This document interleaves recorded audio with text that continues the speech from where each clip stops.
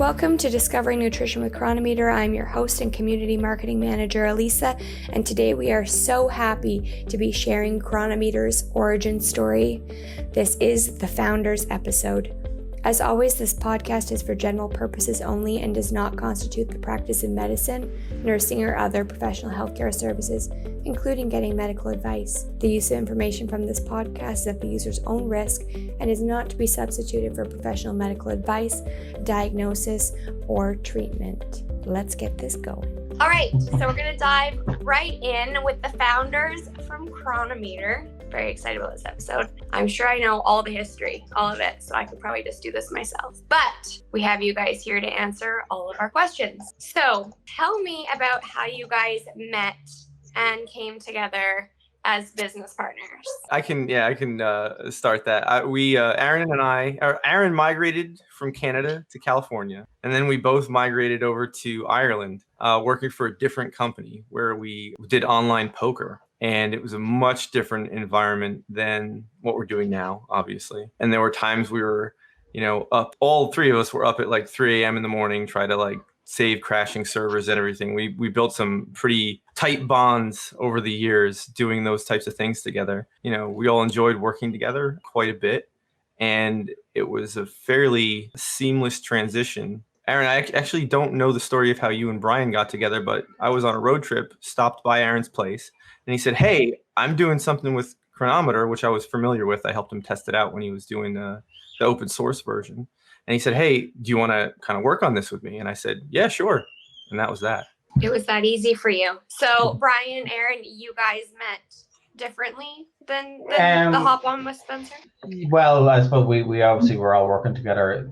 They couldn't get jobs in the States, essentially. That's what happened, Eliisa. So they had to migrate to Dublin in search of employment. Yeah, so we were, I think I was there 3 years with you guys. We were all on different teams and on different floors, I think, for the most part as well. But we all kind of headed up different teams that would be, as like Spencer says, up at like 3 a.m. when a server crashed and the whole thing broke, because I don't want to say Aaron wrote bad code, but because Aaron wrote bad code and Spencer didn't catch it, and my job was to keep the whole show on the road. It got much better over time, like with any of the software. So we kind of formed a bond, as Spencer says, in those trenches. Then Aaron left to go back to Canada because he missed Canada. And then I left to go to Canada. I'm going to say because I missed Aaron, but I was doing a gap year, and I went to Canada for what was planned to be 6 months and turned into 5 years.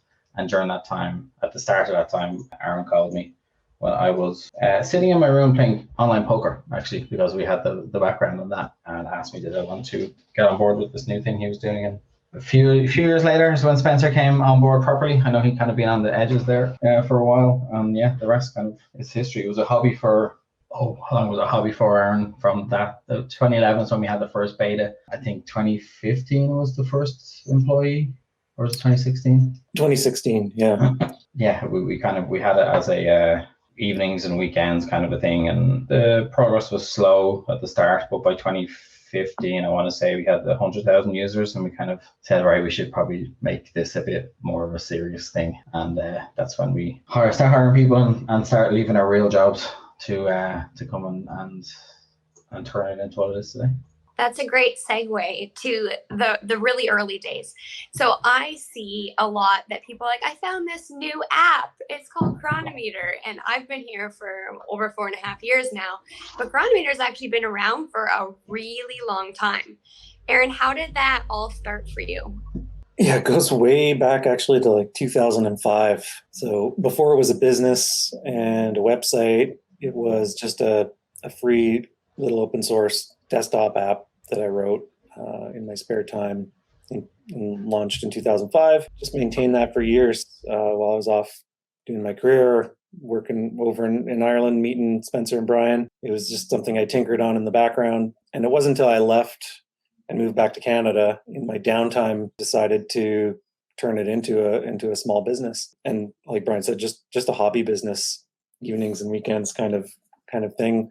Launched, rewrote it, and as a cloud kind of service and mobile app. And shortly after launch is when picked up the phone to Brian and poked Spencer to kick the tires and kind of got their opinions on things and got the ball rolling as a team. But yeah, then it was just many years of still just kind of slow, steady growth in the background while it was just not my primary concern.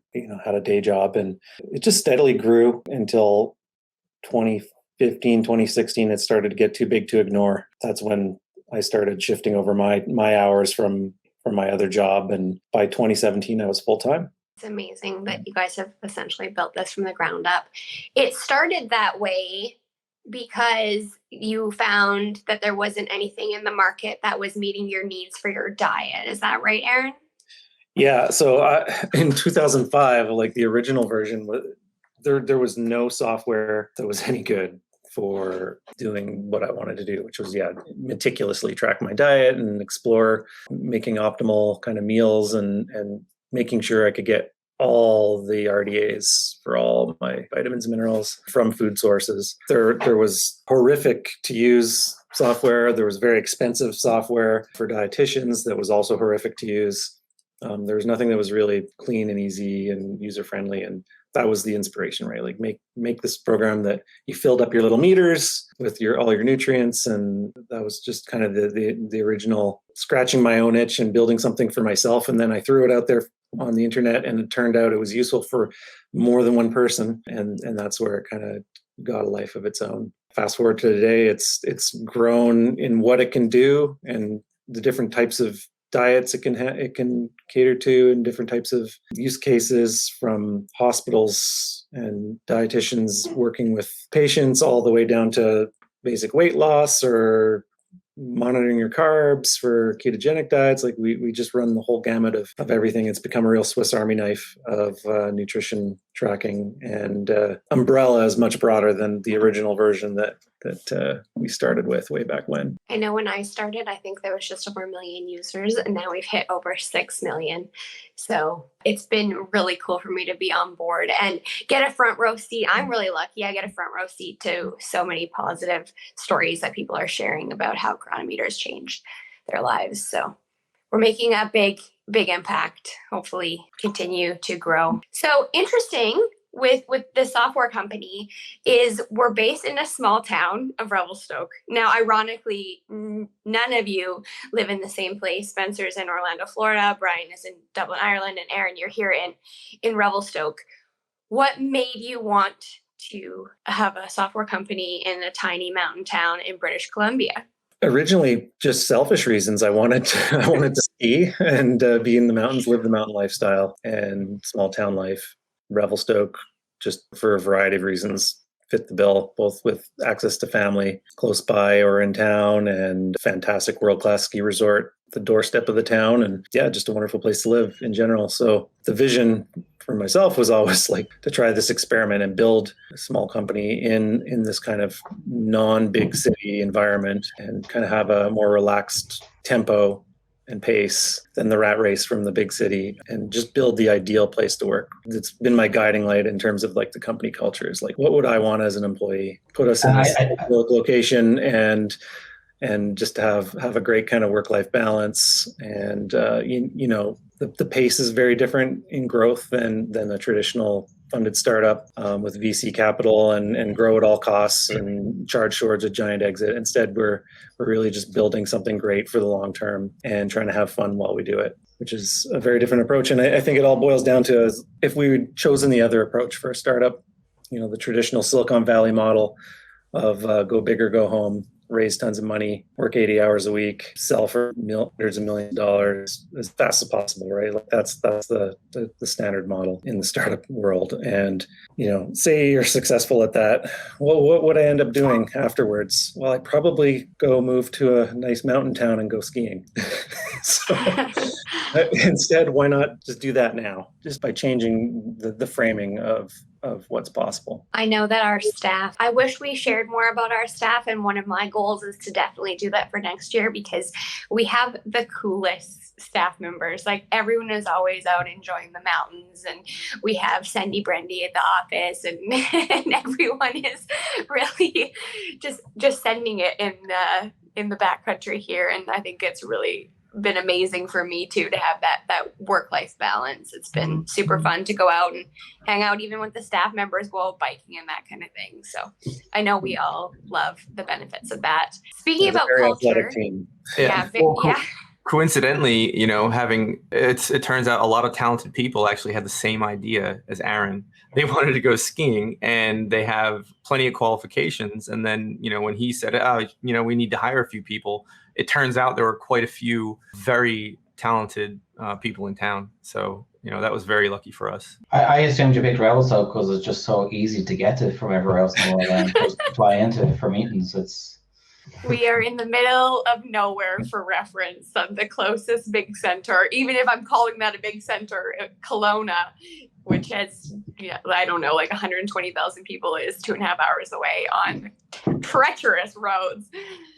So we're talking about company culture, and obviously work-life balance has been huge for all of us and help shape how happy we are all at work. How does the culture here at Cronometer differ from the other companies you guys have worked for? Spencer. Pretty much the opposite, I would say. Aaron kind of lightly described what the Silicon Valley model is with, getting funded and going big. And the previous company that we were at doing the online poker, and even another startup that we worked with was more traditionally funded. Yeah, that was your lifestyle. Your work was your lifestyle, and you didn't have a lot of time for family or social things unless it revolved around your work people already. So that was definitely something we saw. We still have scars from. So it was an easy decision to kind of model it in a much different way this go. Yeah, I can't imagine, we all have kids now, trying to have what we do we've 7 kids here between the 3 of us. Trying to do that in the online poker company we're in would be impossible. Yeah, no way. The other thing that I think really shapes culture is just adhering to our core values. We get together once a year. We have a week that we call All Hands Week, and we discuss those things and just enjoy each other's company. What core values do all 3 of you share that you've passed along to the company? One of the bigger ones is just a culture of respect. We listen to everyone and appreciate everyone's feedback. It's always about how do you solve the problems the business has to solve, and how do you make the product better, and try and leave egos out of it and politics out of it and personal attacks out of it. It's that approach, I think, between all of us and what we've kind of instilled in the company, I think, is probably the most important piece to me. And it is directly a lesson of from my past, seeing more toxic work environments and being like, okay, here's what not to do. And heading in the opposite direction. Brian, do you want to speak to that too? Yeah. And like I say, I've not only in the online poker world, but I've had a few other roles, and there's different variants of that work toxicity that I've seen in the past. We're very, very protective of the company culture that's being built around that kind of respect for no one and for everyone.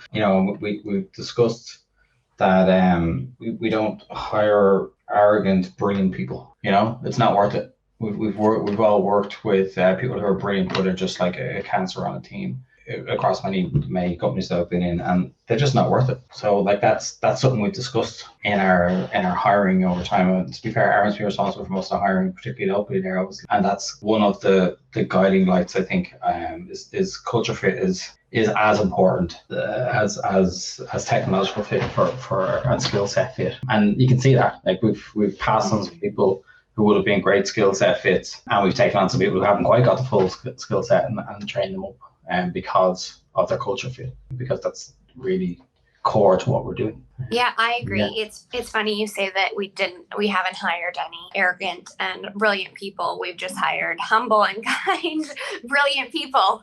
Our staff, I think, is amazing, and I've seen so many additions, and every time I do, people just fit here. And I know that part of the hiring process, a large part is making sure that somebody does fit into the culture. But when I meet someone that's been hired, I'm like, oh, you're just like here in family. And I know that I'm like warm and fuzzier about all of that than most of the staff members here. I've met some of my closest friends through Cronometer, and it's just amazing that there's so many people that are passionate about the same things, helping people and living this mountain life and being close-knit workplace. So there's so much laughter all the time in the office. And I know that the other day I went out for a dog walk with Emily and we ran into Mary Ev and we ended up talking for too long because it's just so nice to see my work fam. So I've definitely appreciated how closely guarded you guys are about the culture here. So yeah, I think, with the pandemic, we probably struggled a bit with that too, mm-hmm. on what's the best way to maintain that, because we want to see everyone. But obviously we have a lot of remote workers, and obviously I'm in Dublin, but that has been a struggle because it is nice to see everyone all the time. I went a year and a half without going over to the office and getting our all hands, I think it was a year and a half, anyway, our all hands kind of re-buzzing, getting that office feel again. And it's nice that people are back out again. But like, if that's something that we're, that's a current concern, I suppose, that we're trying to make sure that stays that way. And if we all have to go back indoors again for lockdowns or whatever, we have to keep our eye on that company culture to make sure it stays the same. Yeah, I live in Revelstoke, but I've largely been working from home for the last couple of years, simply because I've had some family stuff going on. And I think that I probably have significantly less crow's feet because I haven't been in the office, because whenever I'm together with everybody, I just can't stop like laughing. Everyone is hilarious. And I wish we could all wear GoPros just around the office all the time so people could see how funny all the staff members are. Our Slack channels, which is the office messenger channels, are just hilarious. So you guys have done really, really well. I think you guys should all be proud of yourselves. So I'll pat you guys all on the back. We talked about the fact that, Aaron, you guys have structured this differently, like that we're bootstrap and that we've not gone for like a lot of growth right out of the gate. And I know that you guys have had opportunities present themselves over the years. Can you guys each touch on an example when you've adhered to your personal values, the company values, instead of the bottom line? Spencer, do you want to take this one first? Yeah, for sure. So the example that springs to my mind was, we get approached a lot for different types of partnerships with other companies that may offer some type of value add to the service. Like, hey, we can do a contest, or we can offer some products at a discount or something like that, right? And there was one in particular that monetarily actually looked really good. Right. It was something along the lines of like committing yourself to some kind of a bet, to then achieve some kind of weight goal or some kind of goal that you set for yourself. And it would be measured through our app. And then we could kind of partner with this company to drive these promotions. Well, we did some digging, and there was a lot of people who were not happy working with this other company. And so we took a step back and said, we don't want to be partnered with a company that can basically make us feel slimy, and this has come up in if now we're kind of more dialed in, we can feel that right away. And we say, all right, no to these partnerships right away. And that's kind of something that we've made part of our process when we assess these types of partnerships. I'll add to that. I think one clear area is right out of the gates from day one and continuing to this day is just our focus on privacy and a stance that users that enter their diary data and their health data into our system, that's their data. We don't sell it. We don't share it. That's leaving a lot of money on the table for a lot of companies. That's some of their most valuable asset is that user data, and funneling that and selling it to advertisers and other avenues. And we just don't do that because it's slimy. I remember our early conversations about, do we want to put a delete account button in and the export your data account buttons in? And I said our conversations, there were conversations, there were buttons in, yeah, okay. It's kind of how those conversations went. And it meant when things like the GDPR laws came in Europe or the other relevant laws in California and Canada, when they started to come in, we had very little to do, which was great, because we're already adhering to those, but it was more that we were already adhering in spirit to those laws long before they came out. I say that is leaving a lot of money on the table, but it means that we all sleep better at night. Because I suppose going back to our core values that we wrote down, I think 4 or 5 years ago now, in one of our all hands weeks, we tried to put all that into words. One of them was don't do anything that makes us feel slimy, which is what you guys have said, slimy there. And like that's written down in a company document as a core value. And we point to those core values, that they're as I say, they're kind of our North Star when we're making decisions all the time. So do I have a particular example? No, but every single example kind of always points back there. Every feature we do, we think of the security improves the implications of that feature before we even go down the path of deciding whether we're going to work on that feature or not. So it's kind of inbuilt to what we do and has been since day one. Those are things on my side as the community manager that are really easy to speak to when someone's like, how come there's 12-character password? Like, it's only like I'm entering my food. And I'm like, well, actually, like, we're used in hospitals and this is very sensitive information.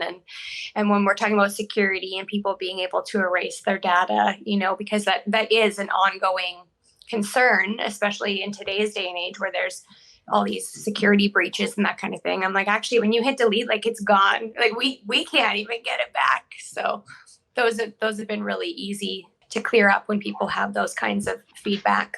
We've talked about the past. Where do you guys see yourselves going?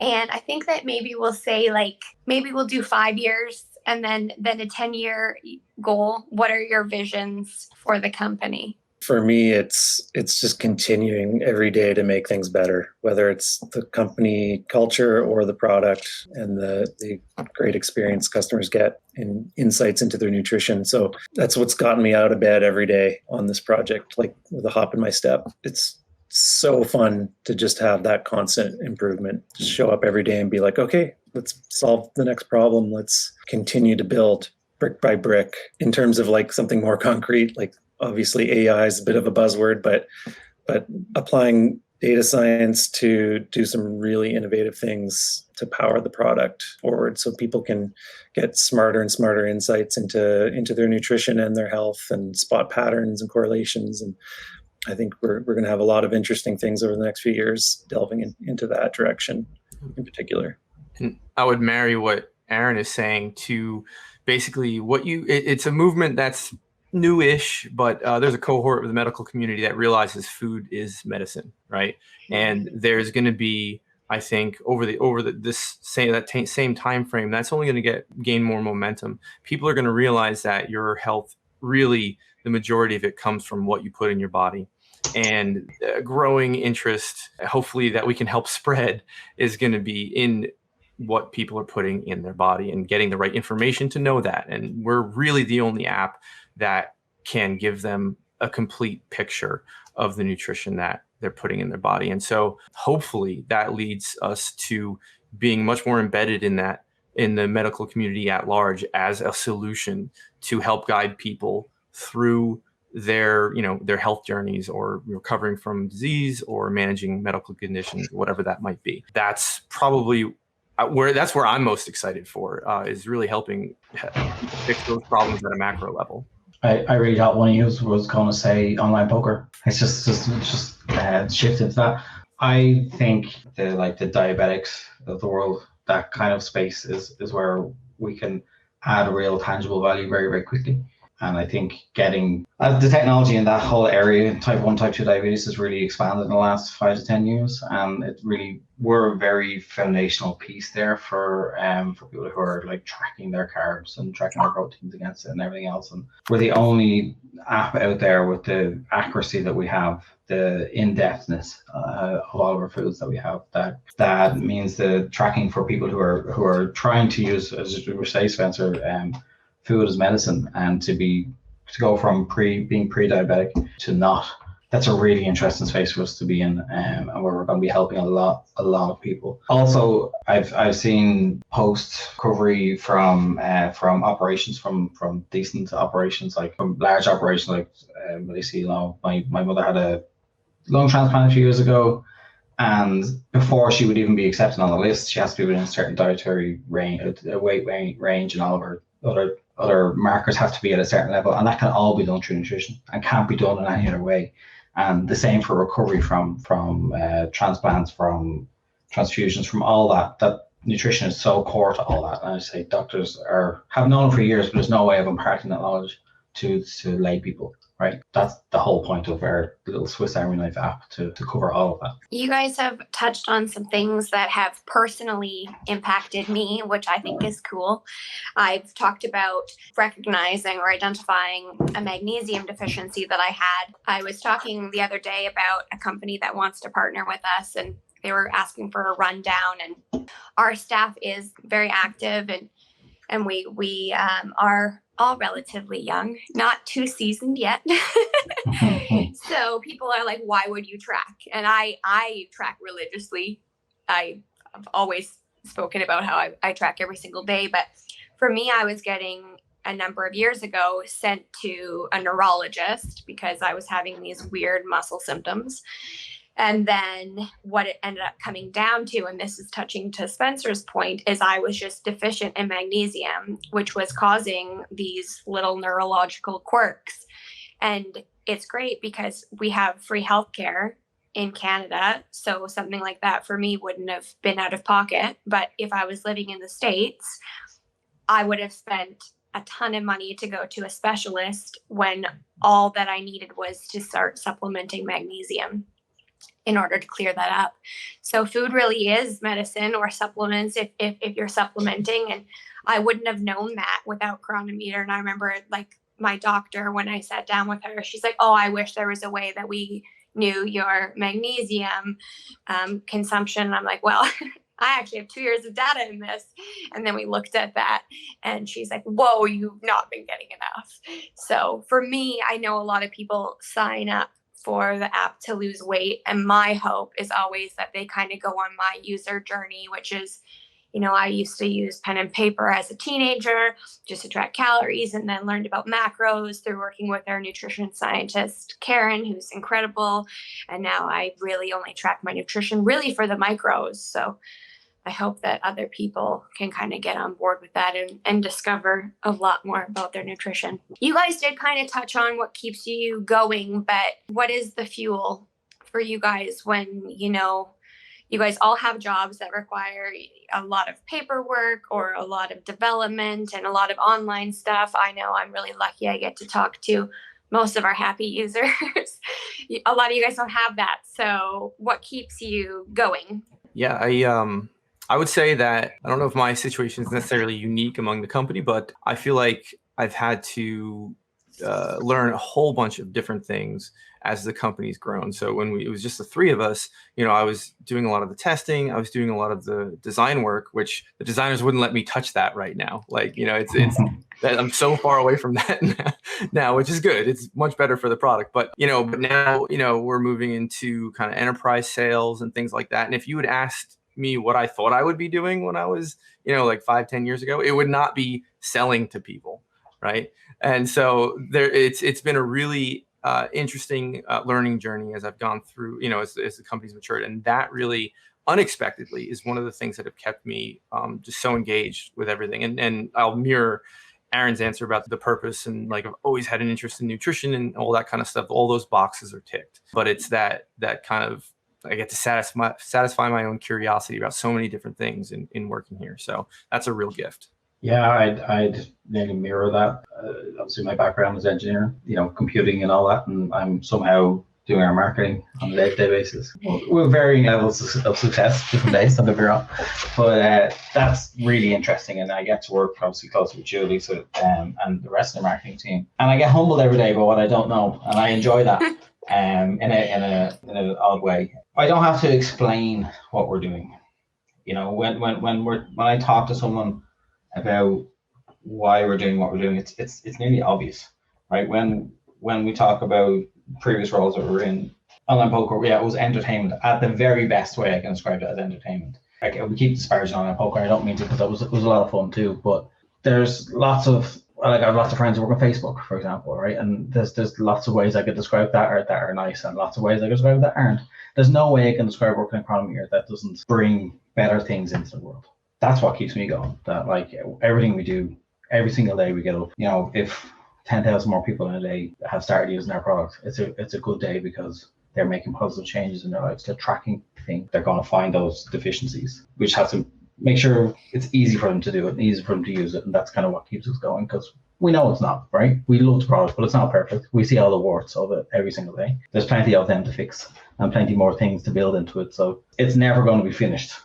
You know, it's an always ongoing thing, but every time I pick it up and use it, it's better than it was before.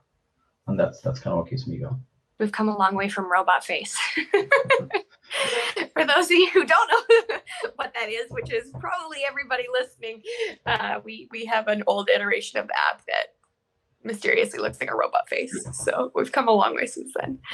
Aaron, you did touch on it, but do you just want to reiterate what really gets you out of bed every day, puts pep in your step? Yeah, oh man, yeah. It's that combination of just an amazing product that helps people. There's many ways you can improve your life and improve your health outcomes using our software. But if there's one thing that's universal, I think for most people, including myself, when I built it and the original version started learning, is that learning, right? Like, and then you can't unlearn. You know, when you log broccoli versus a cookie, you know, and you see visually the nutrition density of one versus the other, you start to build up that intuition about healthy eating and what is providing your body nourishment and what isn't. And even if you log just for a week and just pay attention to a few things like that, that's a lifelong change in your education of the nutrition content of food that makes a huge difference to your future choices. And yeah, so again, echoing Brian and Spencer, like just the gift that it is to work on something that's helping people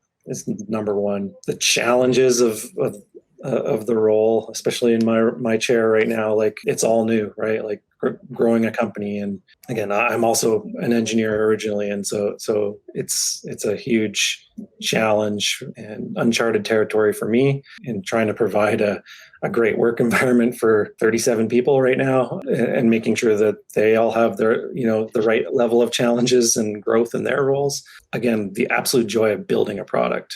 I just love making software and making things and making them better and brainstorming ideas and fixing issues. And it's just a fun job, to be honest. It is. And I know this question's not directed at me, but I want to answer it anyway. One of the things that I love, and I've said this so much, is we all really care. And I know I care a lot. So when people are engaging with our customer service or with me on socials, or when we're talking in-house about where we want to go, like we really care about our users. You know, every time someone has a problem, I want to help them because I want them to get the insights that I've gotten. And I think that is one of the key differences between us and other apps. That is, if you're messaging us, someone on the other end really just wants you to be successful. And I know when I'm on Reddit or Twitter and people are sharing their progress with our app and it's positive, or they've learned something, or, you know, like they aren't pre-diabetic anymore, my heart literally grows like 3 sizes. I just get so excited. I'm like, we are making such a big difference. And I try to get everybody on the app and be like, oh yeah, like you work there, of course, like what's in it for you? And I'm like, it's what's in it for you. Like I want you to feel how I feel. So it's been amazing working for a company that I just truly believe in. So I'm happy that you guys created this and that I get the role that I get to spread my personality, my big personality everywhere. So Eliisa, I was going to say one other thing that none of it was touched on, but only because we've been talking about it in a lot of meetings recently, is the company itself, the staff, the all hands week that's coming up. Like, I remember one of the first All Hands Week. All Hands Week is started as an excuse for me, Aaron and Spencer, to get together. We know. But, yeah, but what it has evolved into, I remember, you know, in All Hands Week when we talk about like product design ideas and we put the Post-its on the wall and we go around and everybody gets to say in what we're doing and where we're going. I remember flying over on the plane to such a easy place to get to that is Revelstoke. So I had some time to think on the plane. I was like, what are we going to do next year? Our product is complete. you know. And this is about this is probably about 5-6 years ago. Like, oh, this is going to be a tough week for the feature development because, you know, I think it looks really good. And I think we had 140 odd, I think you still have those, Spencer, somewhere, but 140 odd post-its with different ideas. I was like, oh, this is why we elicit ideas from absolutely everyone, because everyone is better at this than us. And that one was a very humbling experience, but it was also a fantastic experience to get all those ideas and try and implement some of them. And the hard part every year is now whittling down those into ideas that are going to best serve our users in the coming 12 months. And, you know, that's, when is that now? That's 2 weeks from now. That is a highlight every year, that meeting. And it's not the only time obviously that we product design or do those things, but it's just so distilled in that meeting. I think it's so much fun. You know, when myself and when Aaron rang me 11 years ago, I didn't think that that's where we'd be a few years later doing those type of things. But that to me is one of the really fun experiences that we do every year. So what Brian, for those of you listening, is talking about is we end up having a session where we brainstorm future ideas for the company, and those look like features or device integrations or design elements of those kinds of things. And I know that our customer service team brings forward all of the feedback that we get for the things that the users really want. You know, like, I know that we do have forums and people like, I've been requesting this for a while, and it's like, we hear you, we're listening, we're advocating for those features for you. I remember before we had dark mode, I was seeing all these dark mode requests all the time. And so I was like, I have to bring this forward now, because I've seen 40 requests in the last 2 days. Like, your screen's too bright, I need it dark. So, and then we end up doing those things. We're heavily led by user feedback. So if anyone listening has any features, we're meeting in 2 weeks. So rally your friends and make a case for it. Yeah, not only that, but I feel like the team, there's some, every now and then there's like some just intensely creative ideas from members of the team. Like some of our coolest features have come from these brainstorming sessions, and they haven't necessarily been user-led, kind of more like show them this and they will want it, rather than the other way around, you know? So it is absolutely the most fun meeting of the week. And I'd also like to think that it's a product of our culture, because everybody feels comfortable, everybody feels invested, and they want to make the best product that they can actually make. I agree. I have 2 more questions, then we're going to wrap up. Your number one highlight, you have to whittle it down to one highlight over the last 11 years of business. Well, this podcast, obviously. this episode right here. Yes. Yes, I made it. So this is just what I'm thinking of now. So I can't promise it's the number one thing, but this is a recent one. I was at a conference in California, basically meeting with that cohort of the medical community that really believes in the nutrition piece. And a doctor that I'd met previously introduced me to some other colleagues of hers, and she said, "Oh, Spencer's one of the cool kids." Never happened before. So that was.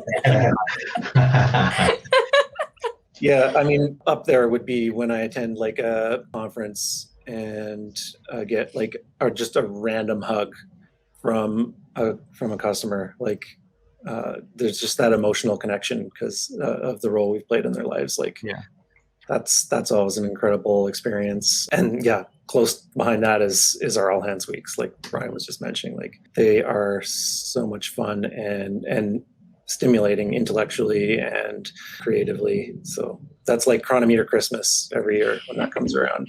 Very excited for the upcoming one. I don't know what my highlight is. I mean, we're still having fun 11 years later, I suppose, in itself is a highlight. But my mom's medical history recently, and like, she has a Fitbit watch, and she has a WeThings temperature reader and a WeThings scale, and they all come together in one chart for me, and different charts because I signed her up years ago. So she has, you know, when she got her 4 years ago, so she has 5.5 years worth of data in there, seeing how if she's getting better or getting worse, and that just on a personal level, it's not really a business highlight, but it's fantastic to be able to go in and say, this is what you were doing then, and let's go back to, your daily walk or whatever you were doing right around that time, because you can see it. You can see the results, the trends. I will say one of the lowlights is looking at my own weight trend over, because I've also put my stuff in since 2011.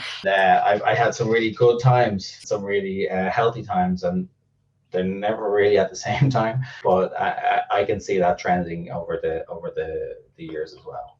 There's a high correlation to childhood when your kids were born. I was just going to say, my weight chart, you can see where my kids were all born.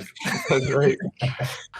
I was going to say, is there a correlation between Guinness consumption and your weight, Brian? You could chart that, actually. Strangely enough, you can actually probably chart All Hands Week, and you can probably identify All Hands Week on my data. I have one sleeper question. I send everyone the questions beforehand, but not this one, because I think this one's going to be super fun.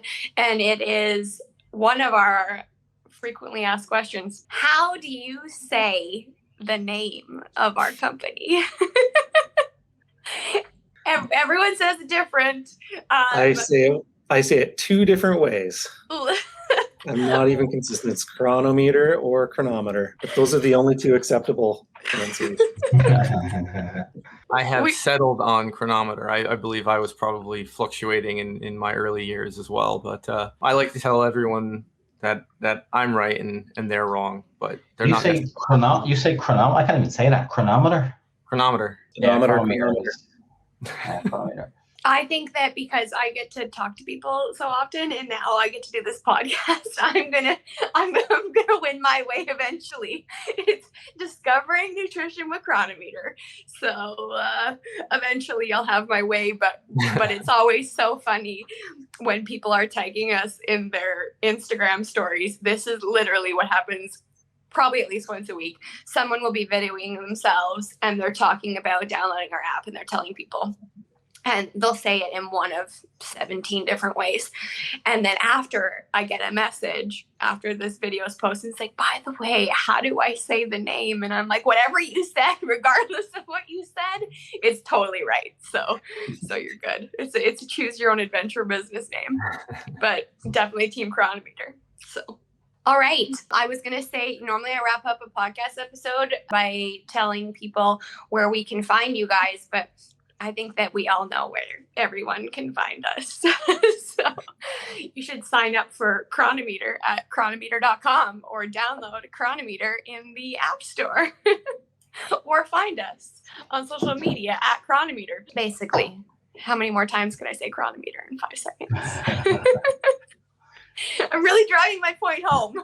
Yeah. Okay, well, thanks so much for doing this for me, guys. I think this has been wonderful. You're all very eloquent speakers, and I think people will have learned a lot. Thank you, Eliisa, for kicking us and poking us and making us do this. Yeah, and I won't be offended if you have to put subtitles under everything I say. 100%. Please do that, please. Thanks, guys. All right, thanks. Take care.